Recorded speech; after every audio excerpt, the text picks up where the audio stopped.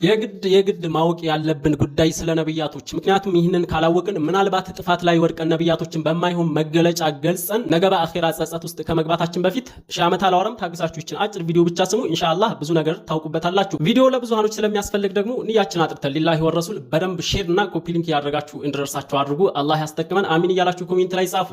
እንደሚታወቀው ነብያቶች ሁሎችም ሙስሊሞች ናቸው። ማንም ነብይ የለም ከኢስላም ውጭ በሆነ መንገድ የተላከ። ሁሎችም ነብያቶች አላህ ሲልካቸው በኢስላም መንገድ ላይ ነው። ይህ ግልጽ ነው ይታወቃል።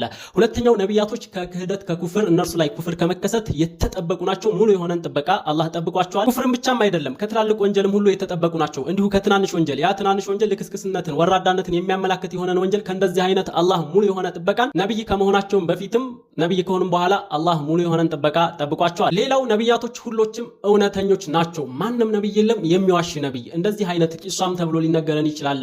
ወገሌ ነብይ እኮ ዋሽቷል ምናምን ተብሎ ከተነገረን ፍጹም እንዳንሰማ ማንም ነብይ የሚዋሽ የሆነ ነብይ የለም። አስቡት ውሸታም ከሆነ ያ ነብይ እንዴት ነው ከአላህ ይዞት የመጣውን ሪሳላ ሰዎች ሊቀበሉት የሚችሉት ሲዋሽ ያዩት ማለት ነው። ስለዚህ ነብያቶች አጠቃላይ ሁሎችም እውነተኞች ናቸው። ሌላኛው ነብያቶች አሁንም ታማኞች ናቸው። ማንም ነብይ የለም የሚያጭበረብር በዲንም ጉዳይ ይሁን በዱንያ ጉዳይ በገንዘብ የሚያጭበረብር የሚያታልል ነብይ የለም። ሌላኛው ነብያቶች ሁሎችም ፈጢን ናቸው። ፈጢን ማለት በጣም አረዳዳቸው ሀይ የሆነ በጣም ከፍተኛ የሆነ ማለት ነው። የሆነ ንግግር ተነግሯቸው እንደዚህ ሁለት ሶስቴ ለመረዳት የሚያመላልሱ አልነበሩም።